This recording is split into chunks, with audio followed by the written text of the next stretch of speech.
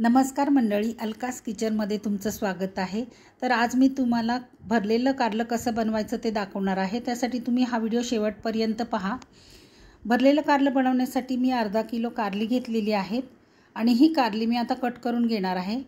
एका कारल्याचे मी 3 पीस करणार आहे। पाहू शकता तुम्ही अशा प्रकारे 3 तुकडे करायचे एका कारल्याचे।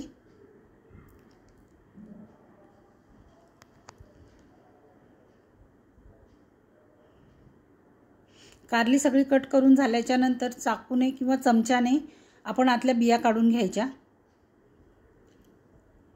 सगळ्या कारल्याच्या बिया काढून घ्यायच्या। तोपर्यंत इकडे मी कारली शिजवायला पाणी गॅसवर ठेवलेलं आहे गरम होण्यासाठी।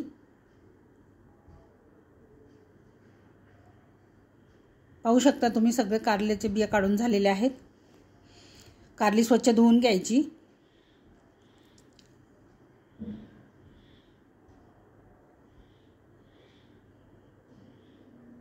धुवून झालेली आहेत।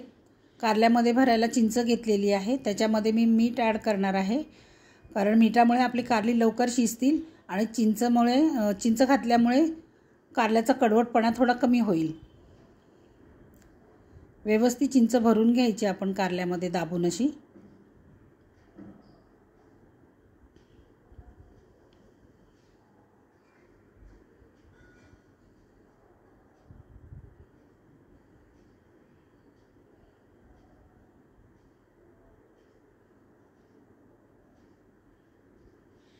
झालेली आहे, चिंच भरून झालेली आहे।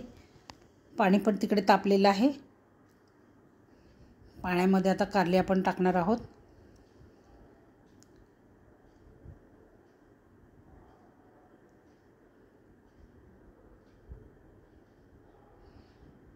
झाकण ठेवून 10 मिनिटं आपण कारलं शिजवून घेणार आहोत। कारलं शिजेपर्यंत इकडे मसाल्याची तयारी करायची। त्यासाठी मी 1 वाटी सुकं खोबरं घेतलेलं आहे, त्याचे तुकडे करून घ्यायचे।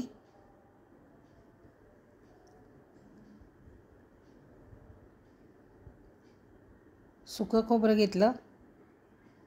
5 ते 7 लसणाच्या पाकळ्या घेतल्या। 4 हिरव्या मिरच्या घेतल्या। हे आपण आधी पाणी न टाकताच वाटून घेणार आहोत, त्यामुळे काय होईल, खोबरं लवकर बारीक होईल। नंतर आपण अर्धा ग्लासापेक्षाही कमी पाणी घालणार आहोत त्याच्यामध्ये आणि परत ते वाटून घेणार आहे। बघूया आपण कारली शिजलेत का। कारली जास्त गाळ पण शिजवायची नाहीत, नाहीतर मसाला भरता येत नाही व्यवस्थित त्याच्यामध्ये। कारली शिजलेली आहेत। कारली आपण काढून घेऊया एका भांड्यामध्ये।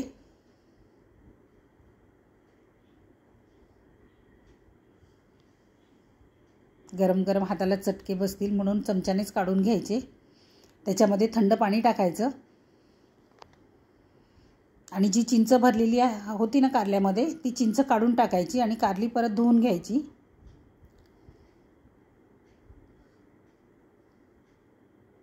पाहू शकता तुम्ही। आता हे वाटण केलेलं आहे ते एका डिशमध्ये घ्यायचं।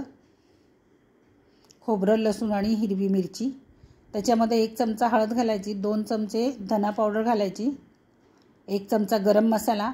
याला जास्त मसाले लागत नाही, चवीप्रमाणे मीठ घालायचं। अर्धा लिंबाचा रस मी याच्यामध्ये पिळून घालणार आहे। हे सगळं एकजीव करून घ्यायचा मसाला।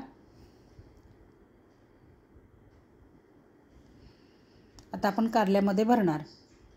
एक एक कारलं घेऊन मसाला भरून घ्यायचा त्याच्यामध्ये।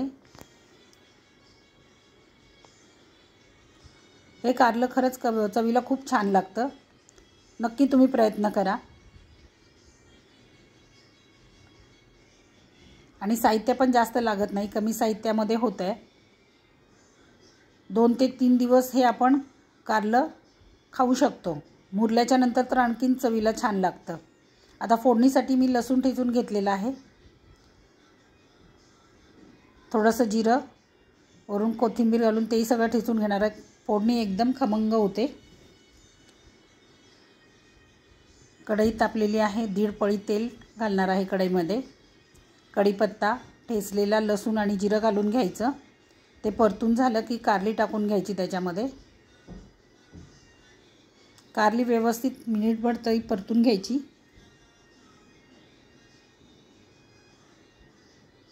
शिल्लक राहिलेला मसाला तोही तेलामध्ये चांगला परतून घ्यायचा. सगळं मिक्स करून घ्यायचं. थोडंसं पाणी टाकायचं. मसाला सगळीकडे सगळ्या कारल्याला लागावा त्यासाठी थोडंसं पाणी टाकून घ्यायचं. मिक्स करून झाल्याच्या नंतर झाकण ठेवून 1 मिनिट वाफ द्यायची. आपलं भरलेलं कारलं तयार आहे. पाहू शकता तुम्ही किती छान दिसतंय कारलं. व्हिडिओ जर आवडला तर नक्की लाईक करा, शेअर करा, सबस्क्राईब करा. थँक्यू.